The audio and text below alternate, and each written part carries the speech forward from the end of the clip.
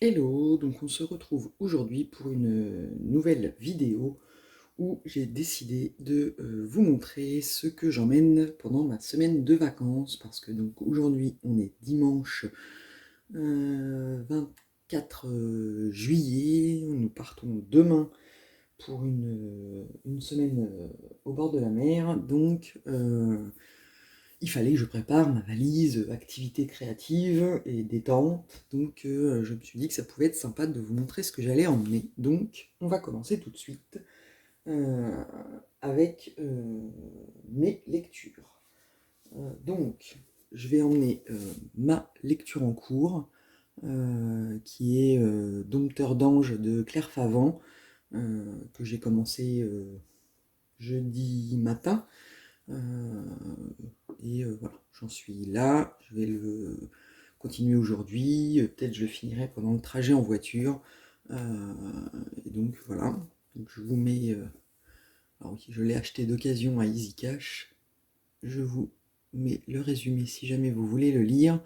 J'aime beaucoup, même si alors les 50 premières pages ont été hyper prenantes et émouvantes, parce qu'elle nous met tout de suite dans l'ambiance, on sait tout de suite ce qui se passe. Donc en fait, on suit Max, un jeune homme au tout début qui est accusé à tort d'un crime et emprisonné pour ce crime. Il subit pendant ces années d'emprisonnement des tortures, enfin vraiment horribles. Voilà, tout ça pendant les 50 premières pages, hein, donc je vous spoil rien puisque c'est la mise en place de l'intrigue. Et au bout de 5 ans d'horreur d'emprisonnement, il finit par être innocenté et il ressort. Sauf que, ben voilà, quand il ressort, ce n'est plus le jeune homme sympathique qu'il était au début. Ce qu'il a subi en prison l'a complètement détruit et il décide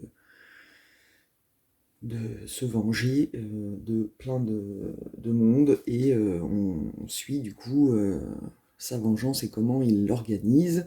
Euh, et du coup, là, j'en suis page 136. Et c'est pas que ça s'essouffle, mais il faudrait que qu'on y arrive un peu, parce que là, voilà. J'aime toujours bien, ça se lit bien, mais il va falloir que ça bouge un peu plus si je veux kiffer grave. Donc voilà, donc ça c'est celui-là que j'emmène parce que je l'ai commencé et il faut que je le finisse. Et j'ai acheté 2 livres en prévision de mes vacances. Donc le premier, je vous le montre. Alors évidemment ça brille, voilà. Donc c'est le tome 1 de Black Water de, comment il s'appelle, Michael O'Dowell, euh, qu'on voit passer partout sur Bookstagram et tout ça. Donc bah, c'est pas que j'ai fait mon mouton, mais je me suis dit, voilà, si elle est si bien que ça, tout le monde en dit le plus grand bien, il faut que j'essaye. En plus, je trouve que la couverture est magnifique. Alors je sais pas comment vous montrer pour que ça brille pas. Voilà. Euh, la couverture est magnifique et c'est paru chez Monsieur Toussaint l'ouverture en format poche.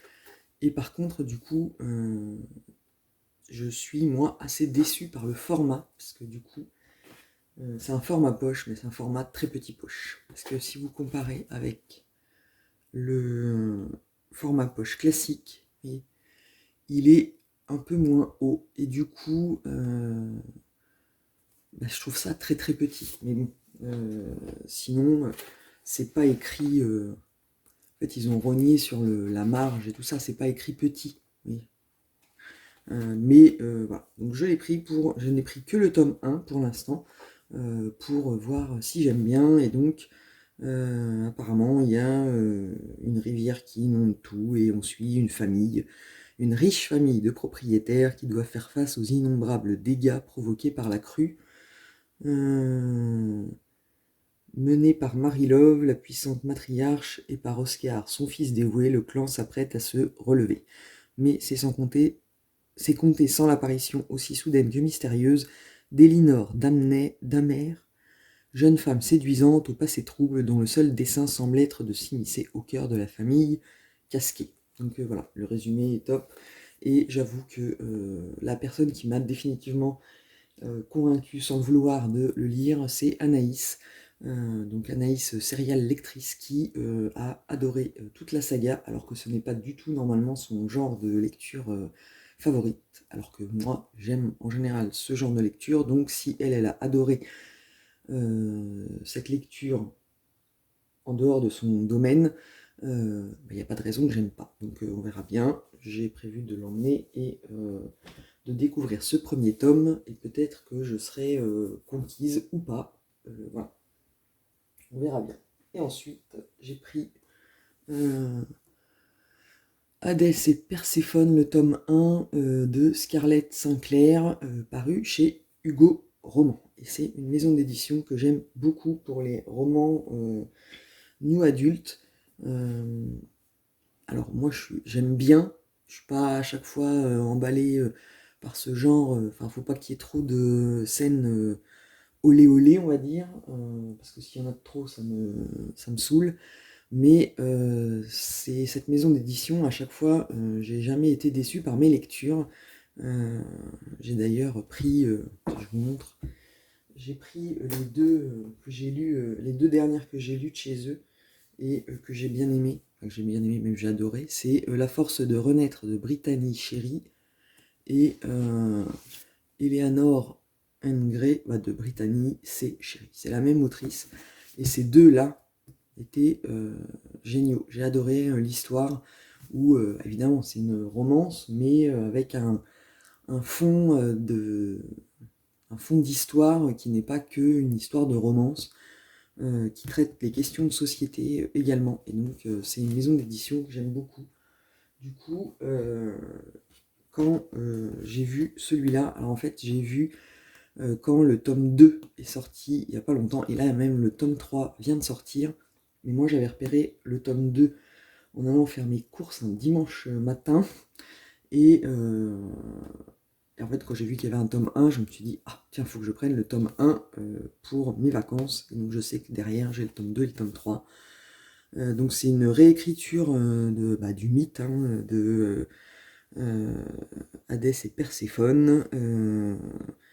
Et donc voilà, alors, je vous mets le résumé là. Moi, je ne l'ai pas trop lu pour pas trop savoir ce qui se passait.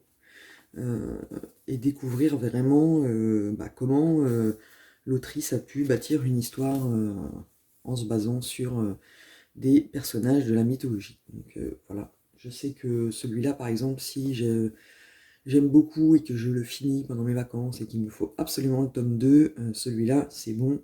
Le tome 2 et le tome 3, on les trouve facilement en librairie, puisqu'ils viennent de sortir, et que voilà, je les ai vus aussi partout. Donc si j'aime bien, je sais que je pourrais me fournir avec le tome 2. Et en même temps, je vais emmener la liseuse, comme ça, si jamais vraiment je suis en pénurie de lecture, ce sera. Donc voilà, ça c'était pour l'aspect lecture estivale. C'est mon programme. Je ne dis pas que je réussirai à tout lire, mais au moins j'aurai du stock et de quoi lire. Donc après, au niveau coloriage, j'ai décidé d'emmener le Color My Dream 2 de Monja Gates pour attaquer le premier colo du challenge Pack ou Pack Up, que je vous avais montré toute ma pile à lire dans une vidéo. Et j'ai pris celui-là pour faire le coloriage du thème de Camille pour le sable de la plage et un peu le coquillage, mais bon en fait je trouve que c'est le coloriage complètement de saison. Je vous rapproche. Voilà, complètement de saison, donc j'ai décidé de l'emmener pour le faire pendant mes vacances. Hop, donc voilà. Et alors où je vais entasser ça? Là, ça va tomber. Et ensuite, j'emmène mon tome de coloriage mystère princesse. Alors je l'ai absolument pas commencé, mais du coup ce sera l'occasion de le commencer. Donc je ne vous montre pas les solutions parce que je sais qu'il y en a qui n'aiment pas, mais bon voilà. Donc je l'emmène lui pour pouvoir l'entamer. Et en même temps, ça fait un peu un haul parce que dans ma vidéo où je vous parlais des coloriages mystères, je vous disais que le Sous l'océan était dans ma liste de futurs achats, mais que j'allais attendre avant de l'acheter, d'avoir avancé suffisamment les autres. Et puis au final, j'ai pas su résister. Et je trouve que en plus, pour partir une semaine à la mer, on est dans le thème 1, donc du coup, eh ben, je me le suis acheté et je l'emmène en vacances pour l'entamer également. Ou pas, hein, ça va dépendre du temps que je vais avoir, mais oui, je vous montre vite fait. Les couleurs, moi j'adore. Alors après, c'est pas celui-là, c'est l'illustrateur, c'est Alexandre Caram. Et moi j'aime beaucoup ce que fait Jérémy Mariez. Là, les cases sont plus grandes, donc je verrai bien si j'aime colorier ce genre de cases un peu plus grandes, parce que pour l'instant, j'ai fait que des illustrations de Jérémy Mariez où les cases sont petites et il y a beaucoup de détails. Donc, voilà. Mais j'emmène celui-là pour l'entamer également. Et au niveau des crayons de couleur, je ne peux pas emmener tous mes crayons de couleur, donc en fait j'ai décidé de me limiter à 3 gammes.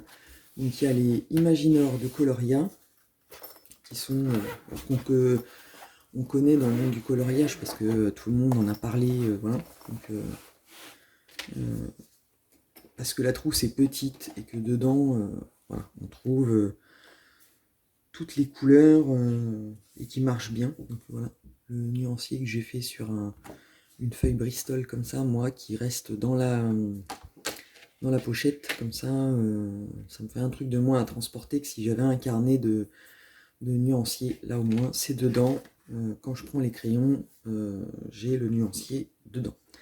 Donc voilà la première gamme que je vais emmener, parce que bon, la pochette elle est pas grosse, donc ça va pas me prendre énormément de place dans la valise.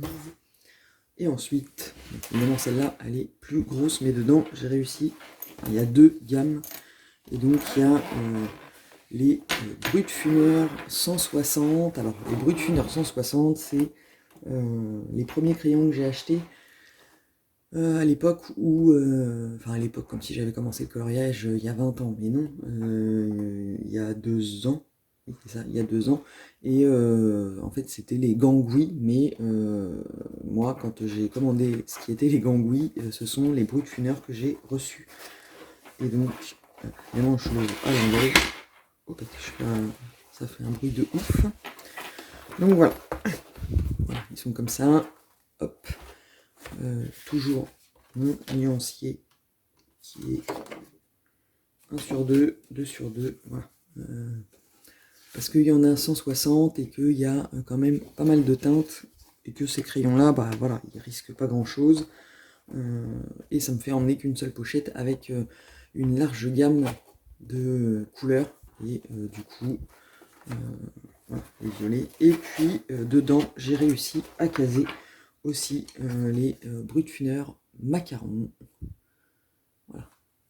Donc comme ça, normalement, avec tout ça, je devrais réussir à faire les coloriages mystères en ayant un maximum de choix pour les teintes et tous mes coloriages. Puis le Moon Jagged, comme c'est du papier Amazon, bah du coup on peut pas colorier avec n'importe quel crayon dessus parce que c'est du papier de merde. Et donc normalement les Brutfuner dessus ça devrait bien aller. Donc ça, voilà, c'était pour la partie coloriage. Et au niveau point de croix, parce que bien évidemment je ne vais pas partir sans emmener mon point de croix, et donc du coup et ben j'emmène, je crois, que des toiles que je vous ai pas montré commencer. Donc du coup on va commencer par celle-là,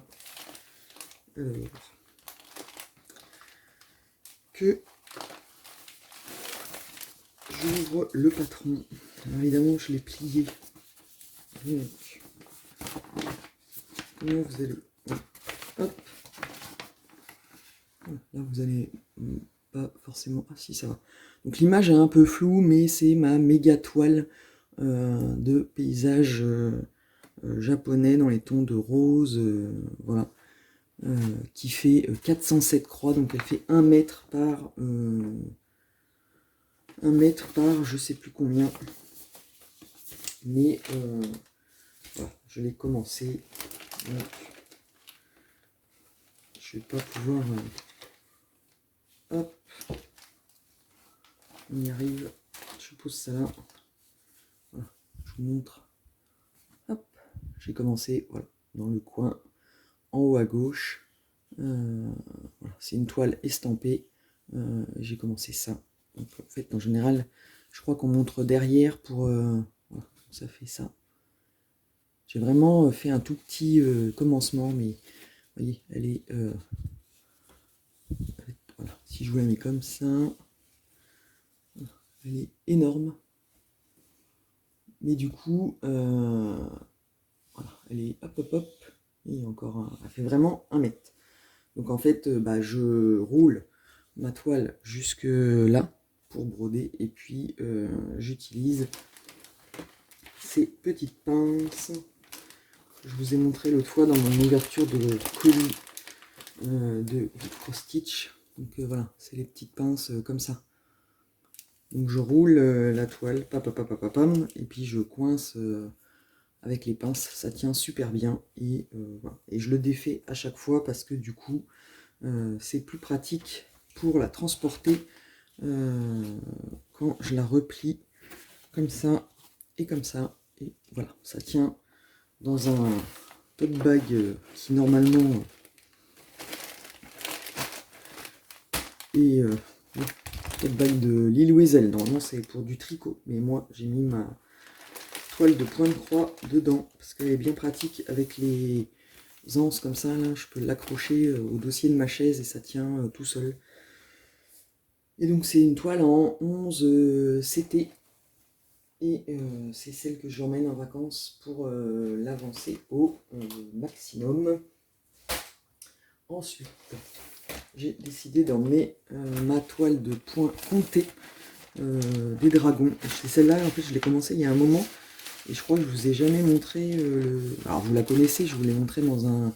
Si, dans un podcast Point de Croix, je vous ai montré le début vraiment où j'avais commencé. Donc voilà, c'est celle-là, les dragons, comme ça. Qui fait 45 par 45, c'est du 11 CT et c'est du point compté. Alors, je l'ai bien avancé quand même, parce que là, je l'ai fait pendant mes soirées devant la télé, avec les enfants, on regarde The Walking Dead, et du coup, voilà où j'en suis. Hop, je vous montre. Alors, j'ai commencé par le bas, et vous savez, je vous avais montré, j'avais quadrillé avec des fils, et au final... indépendamment du fait de savoir si on va pouvoir enlever les fils après, bah, je suis pas convaincu que ce soit là, une méthode top. Enfin, en tout cas, qui me plaise. Parce que les fils, en fait, ils sont pénibles. Là, vous voyez, en fait, soit on passe par-dessus, j'ai envie de dire, et ça se voit pas. Parce que là, par exemple, je suis passé par-dessus le fil, il se voit pas. Donc après, même si on l'enlève pas, c'est pas grave. Mais au début... j'étais passé en dessous, et donc là la question ça va être de savoir si je vais réussir à les enlever. Et celui-là je l'ai commencé par le bas, et c'est pas une méthode qui me plaît en fait. J'aurais dû commencer par là. Alors j'hésite en fait à stopper ce que j'ai commencé là, et à reprendre pour commencer par là, et redescendre pour rattraper. Je ne sais pas. Mais voilà, parce que du coup là j'ai mes fils qui pendouillent. Alors bon, en même temps il n'y en a pas beaucoup, donc je pourrais les arrêter et commencer par le haut. Je ne sais pas, mais en tout cas voilà. Donc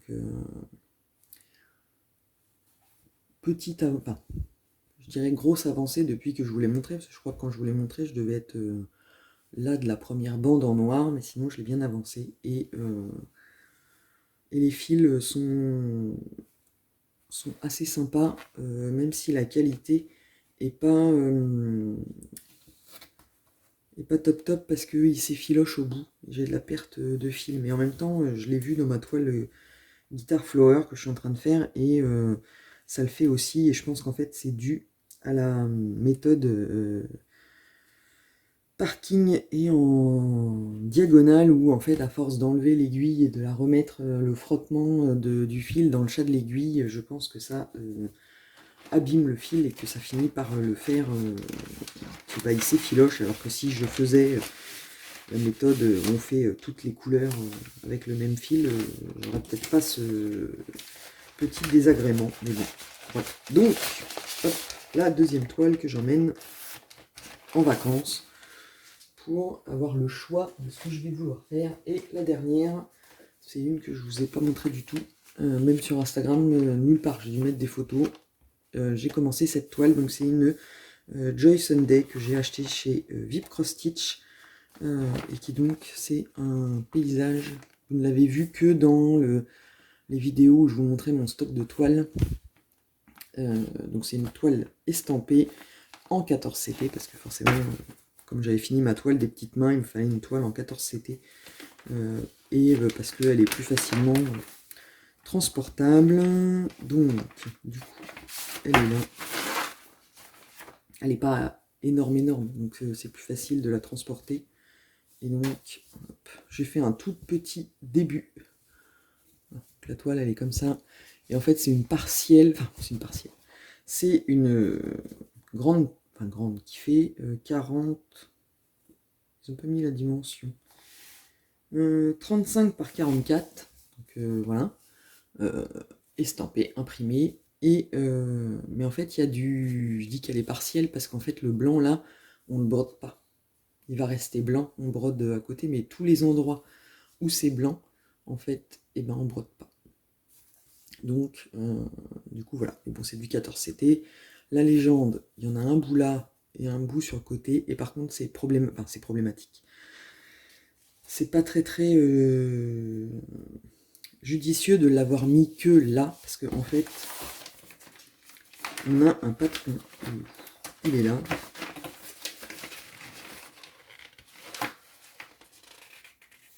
Et c'est ça. On a un patron, donc voilà. Je pourrais reprendre la légende. Il y a un patron avec une légende. Sauf que le patron qui est là, avec la légende, n'est pas le même. Je dis pas de bêtises. Et voilà. N'est pas le même que la légende qu'il y a en bas. Alors comment je... Voilà. Le 1, ben c'est pas le bleu. Ah bah si. 1 noir 310. Mais bon, enfin c'est pas la même couleur, il y a des coups à se tromper, enfin parce qu'ils ont pas mis les mêmes. Voilà. Alors, en même temps, c'est les mêmes, c'est dans le même ordre, mais c'est pas le même symbole. Donc c'était plus difficile, enfin je sais pas si je m'exprime clairement, mais voilà, parce que sur les patrons, en fait, ils ont mis des chiffres. Voilà. Le symbole, c'est des chiffres, alors que sur la toile, bah, c'est sur la toile imprimée, c'est des couleurs, et donc c'est plus perturbant de se servir de... Si je m'étais servi de ça, en fait, il aurait fallu que je regarde le numéro, le symbole qui est indiqué sur le patron, parce que là, par exemple, c'est la lettre C, et la lettre C, elle est où? Elle est là, et donc c'est la couleur 13, sauf que sur la toile, la couleur 13, hop, c'est du jaune. Donc ça demandait une gymnastique trop compliquée. Du coup, ce que j'ai fait, elle est où? C'est que j'ai fait une photocopie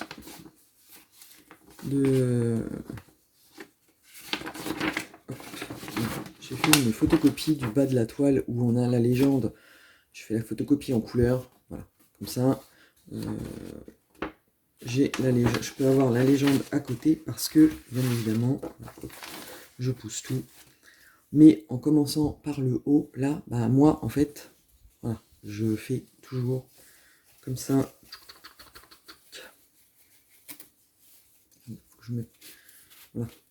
En fait, je roule pour broder, et donc bah là, il n'y a plus la légende.